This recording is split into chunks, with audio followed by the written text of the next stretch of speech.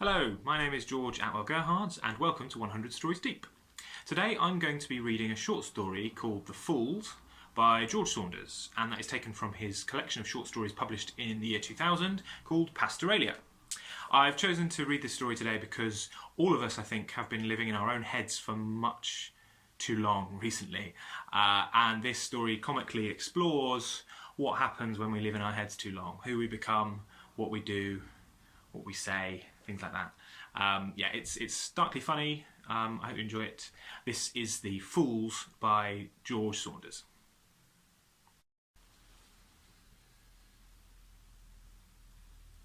Morse found it nerve-wracking to cross the St. Jude grounds just as school was being dismissed because he felt that if he smiled at the uniformed Catholic children they might think he was a wacko or pervert, and if he didn't smile they might think he was an old grouch made bitter by the world, which surely, he felt, by certain yardsticks he was. Sometimes he wasn't entirely sure that he wasn't even a wacko of sorts, although certainly he wasn't a pervert. Of that he was certain. Or relatively certain. Being overly certain he was relatively sure was what eventually made one a wacko. So humility was the thing, he thought, arranging his face into what he thought would pass for the expression of a man thinking fondly of his own youth, a face devoid of wackiness or perversion. Humility was the thing. The school sat among maples on a hillside that sloped down to the wide Taganack River, which narrowed and picked up speed and crashed over Bryce Falls, a mile downstream near Morse's small rental house. His embarrassingly small rental house, actually, which nevertheless was the best he could do, and for which he knew he should be grateful, though at times he wasn't a bit grateful and wondered where he'd gone wrong. Although at other times he was quite pleased with the crooked little blue shack covered with peeling lead paint, and felt great pity for the poor stiffs renting hazardous shitholes even smaller than his hazardous shithole. Which was how he felt now, as he came down into the bright sunlight and continued his pleasant walk home along the green river lined with expensive mansions whose owners he deeply resented. Morse was tall and thin, and as grey and sepulchral as a church about to be condemned. His pants were too short, and his face periodically broke into a tense, involuntary grin that quickly receded, as if he had just suffered a sharp pain. At work he was known to punctuate his conversations with brief, wild laughs and gusts of inchoate enthusiasm and subsequent embarrassment, expressed by a sudden plunging of the hands into his pockets, after which he would yank his hands out of his pockets, too ashamed of his own shame to stand there merely grimacing for even an instant longer. From behind him on the path came a series of arrhythmic whacking steps. He glanced back to find Aldo Cummings, an odd duck who, though nearly 40, still lived with his mother. Cummings didn't work and had his bangs cut straight across and wore gym shorts even in the dead of winter. Morse hoped Cummings wouldn't collar him. When Cummings didn't collar him, and in fact passed by without even returning his nervous, self-effacing grin, Morse felt guilty for having suspected Cummings of wanting to collar him. Then miffed that Cummings, who collared even the City Hall cleaning staff, hadn't tried to collar him. Had he done something to offend Cummings? It worried him that Cummings might not like him, and it worried him that he was worried about whether a nut like Cummings liked him. Was he some kind of worrywart? It worried him.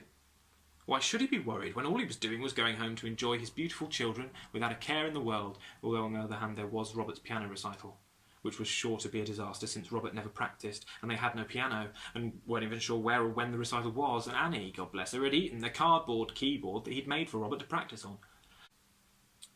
When he got home, he would make Robert a new cardboard keyboard and beg him to practice.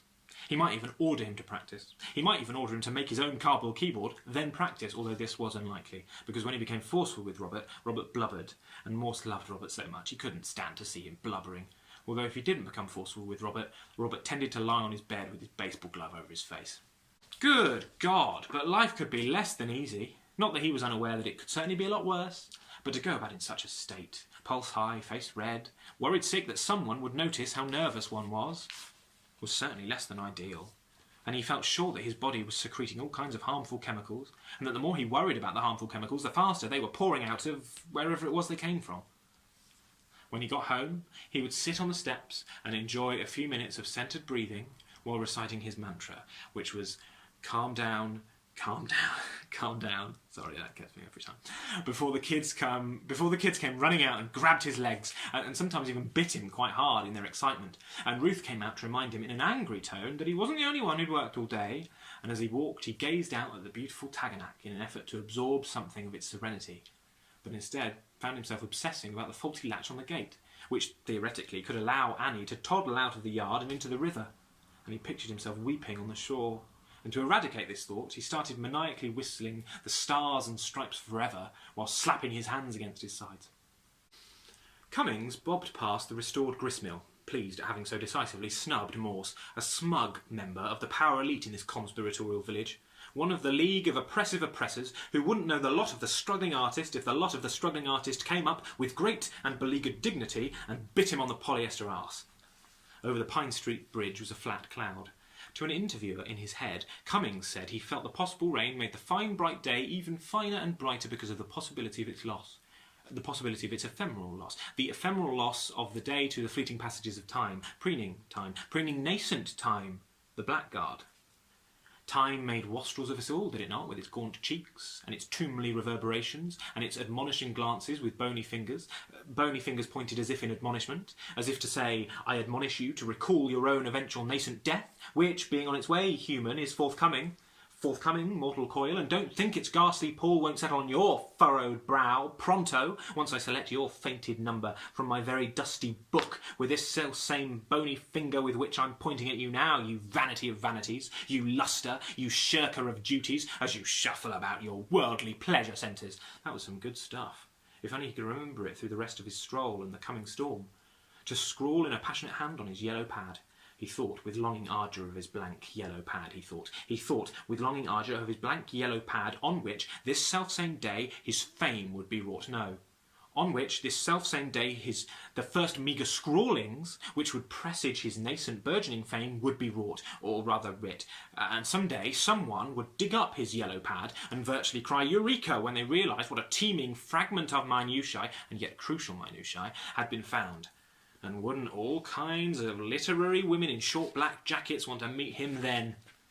In the future, he must always remember to bring his pad everywhere.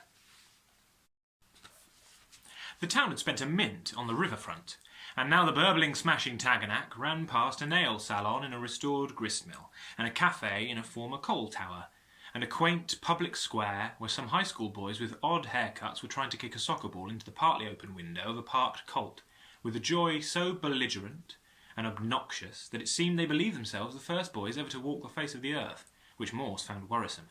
What if Annie grew up and brought one of these freaks home? Not one of these exact freaks, of course, since they were approximately 15 years her senior, although it was possible that at 20 she could bring home one of these exact freaks, who would then be approximately 35, albeit over Morse's dead body, although in his heart he knew he couldn't make a stink about it, even if she did bring home one of these freaky snots who had just succeeded in kicking the ball into the colt, and were now jumping around, joyfully bumping their bare chests together while grunting like walruses, and in fact he knew perfectly well that rather than expel the 35-year-old freak from his home, he would likely offer him coffee or a soft drink in an attempt to dissuade him from corrupting Annie, who for God's sake was just a baby, because Morse knew very well the kind of man he was at heart.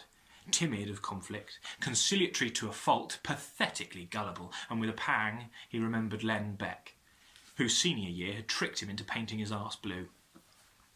If there had actually been a secret Blue Arses Club, if the arse painting had in fact been required for membership, it would have been bad enough. But to find out on the eve of one's prom that one had painted one's arse blue simply for the amusement of a clique of unfeeling swimmers, who subsequently supplied certain photographs to one's prom date, well, that was too much. And he had been glad, quite glad, actually, at least at first, when Beck, drunk, had tried and failed to swim to Foley's snag and been swept over the falls in the dark of night. The great tragedy of their senior year. A tragedy that had mercifully eclipsed Morse's blue arse in the class's collective memory. Two red-headed girls sailed by in a green canoe, drifting with the current. They yelled something to him and he waved. Had they yelled something insulting? Certainly it was possible. Certainly today's children had little respect for authority, although one had to admit there was always Ben Akbar, their neighbour, a little Pakistani genius who sometimes made Morse look askance at Robert. Ben was an all-state cellist on the wrestling team, who was unfailingly sweet to smaller kids and toll-painted and could do a one-handed push-up. Ben Schmen, Morse thought. 10 Bens weren't worth a single Robert, although he couldn't think of one area in which Robert was superior, or even equal to Ben, the little smarty pants, although certainly he had nothing against Ben being a mere boy. But if Ben thought for a minute that his being more accomplished and friendly and talented than Robert somehow entitled him to lord it over Robert, then Ben had another thing coming. Not that Ben had ever actually lorded it over Robert. On the contrary, Robert often lorded it over Ben, or tried to, although he always failed, because Ben was too sharp to be taken in by a little con man like Robert. And Morse, his face reddened at the realisation that he just characterised his own son as a con man. Boy, oh boy! Could life be a torture? Could life ever force a fellow into a strange, dark place from which he found himself doing graceless, unforgivable things like casting aspersions on his beloved firstborn? If only he could escape Glasgow and do something significant, such as discover a critical vaccine. But it was too late, and he had never been good at biology and in fact had flunked it twice. But some kind of moment in the sun would certainly not be unwelcome. If only he could be a tortured prisoner of war who not only refused to talk, but led the other prisoners in rousing hymns at great personal risk. If only he could witness a miracle, or save the president from an assassin, or win the lotto and give it all to charity. If only he could be part of some great historical event, like the old codgers he saw on PBS, who had been slugged at the Haymarket riot, or knew Medgar Evers, or lost beatific mothers in the Titanic. His childhood dreams had been so bright, he had hoped for so much, it couldn't be true that he was a nobody. Although, on the other hand, what kind of somebody spends the best years of his life swearing at a photocopier? Not that he was complaining, not that he was unaware he had plenty to be thankful for. He loved his children. He loved the way Ruth looked in bed by candlelight when he wedged the laundry basket against the door that wouldn't shut because the house was settling alarmingly. Loved the face she made when he entered her. Loved the way she made loved the way she made light of the blue arse story, although he didn't particularly love the way she sometimes trotted it out when they were fighting. For example, on the dreadful evening when the piano had been repossessed. Or the way she blamed their poverty on his passivity within earshot of the kids. Or the fact that at the height of her infatuation with Robert's karate instructor, Master Lee, she had been dragging Robert to class as often as 6 times a week, the poor little exhausted guy. But the point was, in spite of certain difficulties, he truly loved Ruth.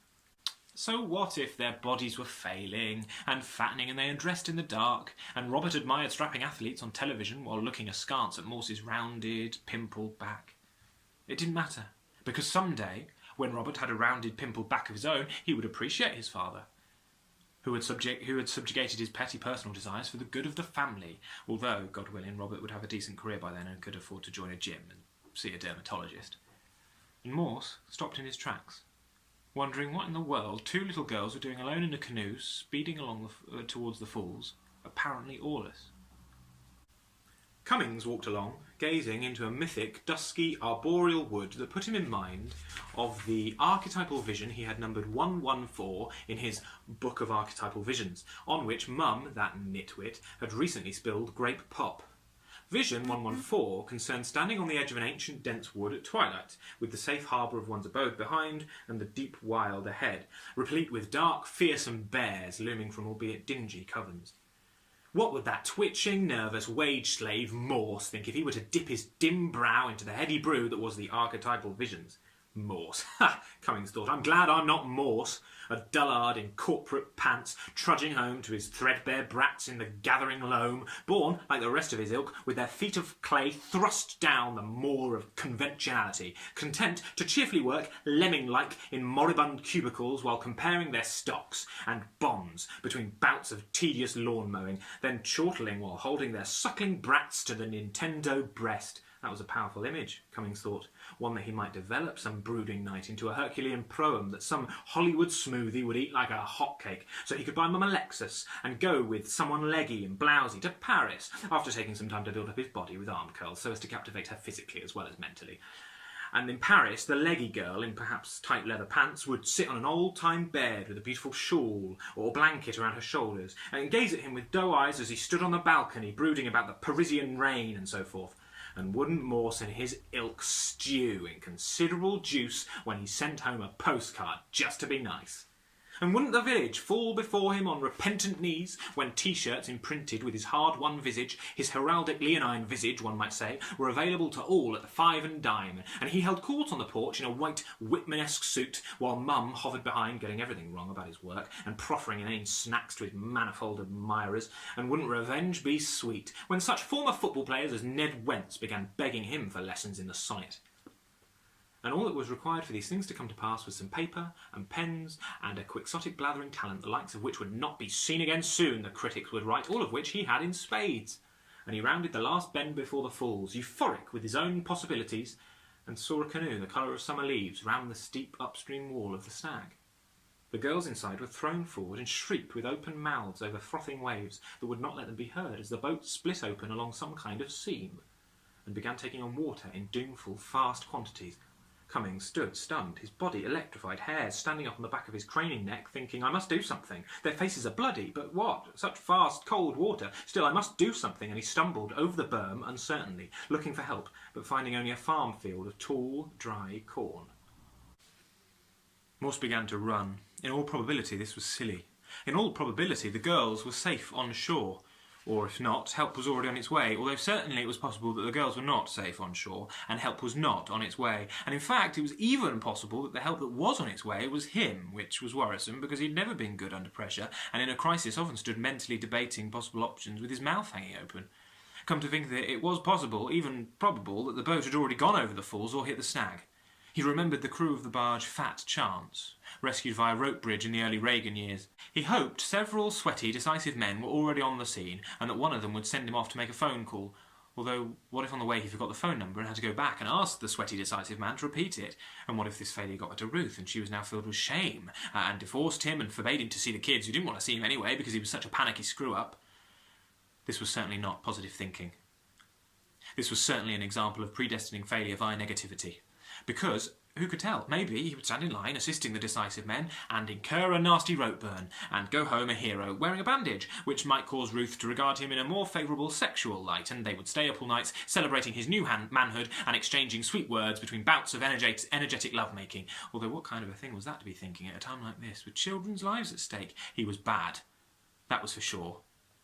There wasn't an earnest bone in his body. Other people were simpler and looked at the world with clearer eyes, but he was self-absorbed and insincere and mucked everything up, and he hoped that this wasn't one more thing he was destined to muck up, because mucking up a rescue was altogether different from forgetting to mail out the invitations to your son's birthday party, which he had recently done, although certainly they had spent a small fortune rectifying the situation, stopping just short of putting an actual pony on Visa, but the point was, this was serious and he had to bear down.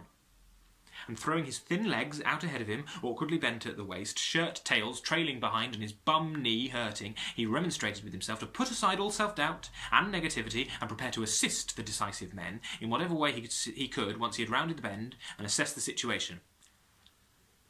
But when he rounded the bend and assessed the situation, he found no rope bridge or decisive men, only a canoe coming apart at the base of the Snag and two small girls in matching sweaters trying to bail with a bait bucket. What to do? This was a shocker. Go for help, sprint to the outlet mall and call 911 from Knife World. There was no time. The canoe was sinking before his eyes. The girls would be drowned before he reached Route 8. Could one swim to the Snag? Certainly one could not. No one ever had. Was he a good swimmer? He was mediocre at best. Therefore he would have to run for help. But running was futile, because there was no time. He'd just decided that. And swimming was out of the question, therefore the girls would die. They were basically dead. Although that couldn't be. That was too sad. What would become of the mother of who this morning had dressed them in matching sweaters? How would she cope? Soon her girls would be nude and bruised and dead on a table. It was unthinkable. He thought of Robert nude and bruised and dead on a table. What to do? He fiercely wished himself elsewhere. The girls saw him now, and with their hands appeared to be trying to explain that they would be dead soon. My God, did they think he was blind? Did they think he was stupid? Was he their father? Did they think he was Christ? They were dead. They were frantic, calling out to him, but they were dead as the ancient dead, and he was alive. He was needed at home. It was a no-brainer. No one could possibly blame him for this one. And making a low sound of despair in his throat, he kicked off his loafers and threw his long, ugly body out across the water. Thank you very much for listening. That was The Fools by George Saunders from his collection Pastoralia. There's a link to buy the book in the description below. So yeah, like I said at the start of the video, that's kind of got me thinking about being stuck in your own head and being alone with your thoughts and what that does to you, and obviously we've all been going through that a lot recently. So my kind of suggestion / provocation today is that you get out your old phone book, go through your Facebook friends, do whatever it is you need to do, pick somebody that you've not spoken to in about a year, and get in touch and get out of your own head and get into theirs. Yeah, so thank you very much for listening. If you like what you heard today and you want to listen to more, then please subscribe to The Gap on YouTube, because there are 99 other stories deep to listen to, and yeah, they're excellent and well worth listening. So thank you very much.